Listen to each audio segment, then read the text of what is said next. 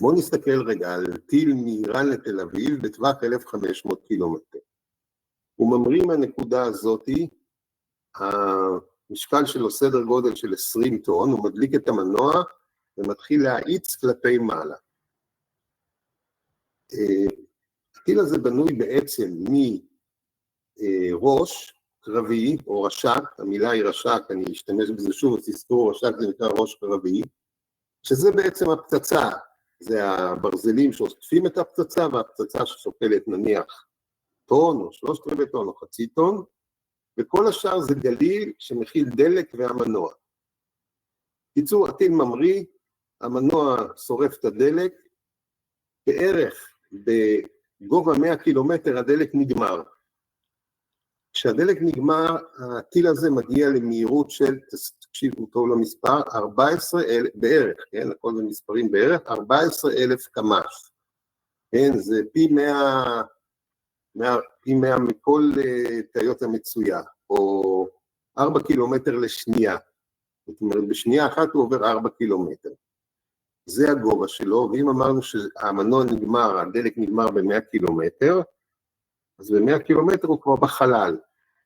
וגוף בחלל, חלל מוחלט, מה שפועל עליו, אתם זוכרים, זה רק כוח הכובד, אין גרר, אין התנגדות אוויר. ואז בשלב מסוים, המחשב של הטיל אומר לו, תעשה הפרדה. מה זה הפרדה? הוא מפריד בין המנוע, הנה השחור הזה זה המנוע, לבין הראש, ועכשיו יש לנו בחלל 2 טילים למעשה, שטסים לעבר ישראל.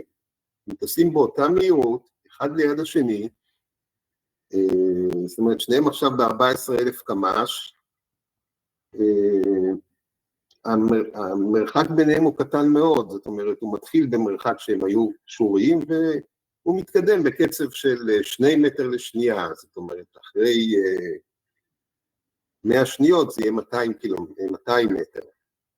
וככה זה כמו 2 מטוסים במבנה שטסים לישראל, הם מגיעים לשיא הגובה יחד, והם מתחילים לרדת יחד לכיוון ישראל. שימו לב שאם עומד פה מקם ישראלי ומסתכל עליהם, הוא רואה בעצם 2 טילים, הוא לא רואה טיל אחד. ולהפריד ולהחליט מי זה המנוע ומי זה הראש הקרבי, זה סיפור לא פשוט. בשלב מסוים, אמרנו שבגובה 70, אנחנו שוב נכנסים לאטמוספירה, ואז שוב יש התנגדות אוויר על הטילים.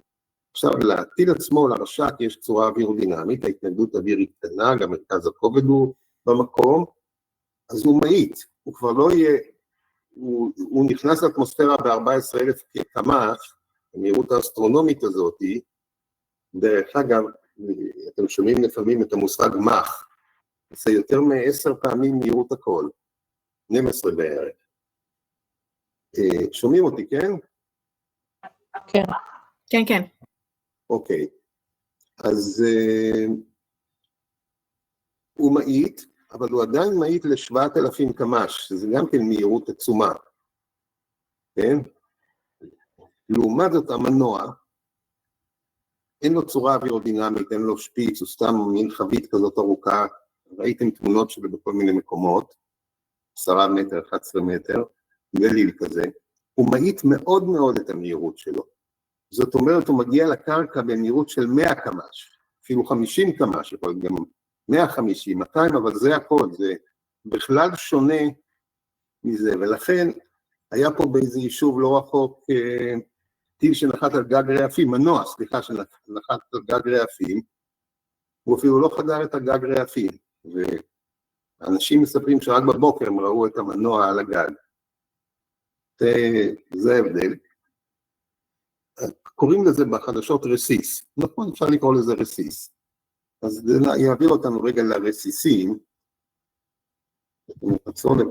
אם עכשיו יצא טיל ישראלי, חץ או משהו כזה, ופגע באחד בטיל הזה, נניח בטיל עצמו, הוא מתפרק לרסיסים. ואז שוב תהיה אותה תופעה. פעם כל הרסיסים אין להם צורה אווירודינמית, והם כולם יטוסו לאט, והם יגיעו לקרקע במהירות מאוד נמוכה. עכשיו תראו, מי שמסתובב ברחוב ונופל עליו רסיס קטן או גדול של 100 קמ"ש, הלך עליו, כמו שאומרים. אבל אם אתה מתחת לגג, הרסיסים האלה לא חודרים גג. זאת אומרת, הרסיסים עצמם מקבלים תוספת מהירות בגלל הפיצוץ, סדר גודל יכול להגיע ל-1400 קמ"ש לכל הכיוונים. זה בנוסף למהירות הטיל. זאת אומרת, הם מתפזרים, מכיוון שזה לכל הכיוונים, הם יכולים להתפזר בשטח אדיר. נכון, כמו שאמרתי, שהם מתלהטים, וחלק מהתמונות שאתם רואים, תשים לאט, גושים כאלה, אדומים, זה הרסיסים האלה, כן, הם מהיטים מאוד, אבל הם מתפזרים על שטח גדול. עכשיו, קיים אלגוריתם סטטיסטי, שסטטיסטי, כי לא יודעים בדיוק לאיזה כיוונים הם עפו, שהוא מחשב את הפיזור של הרסיסים על הקרקע.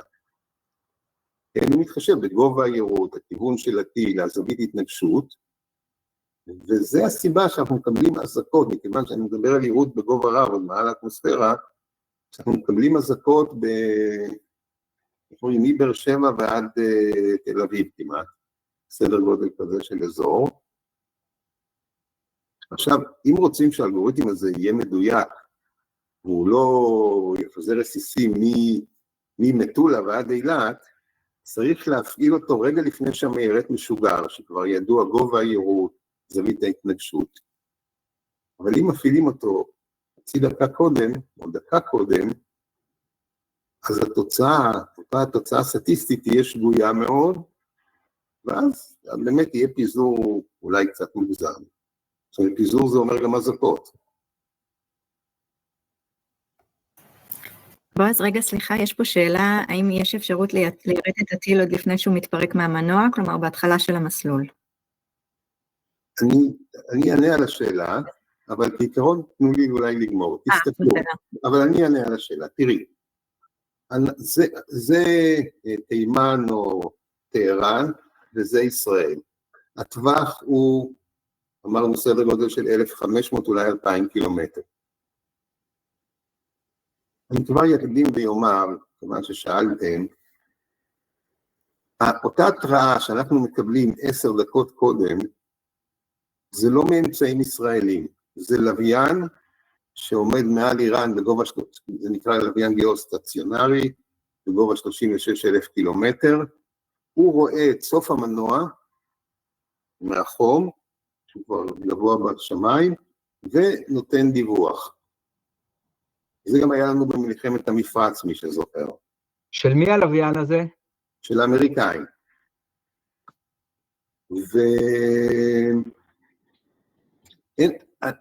תראו, אני לא יודע הכל, אני מניח שאין לנו מקם, תכף נדבר על חשיבות המקם, שיושב בישראל ורואה את האזור הזה, אמרנו שיכול לעשות את ההפרדה מעל טהרן עדיין, כי זה רק בגובה 100 קילומטר.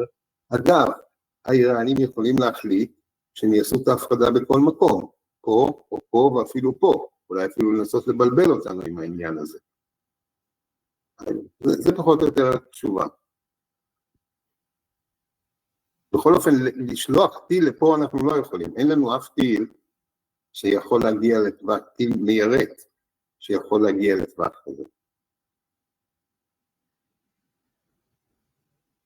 נדמה לי שפה אני הייתי,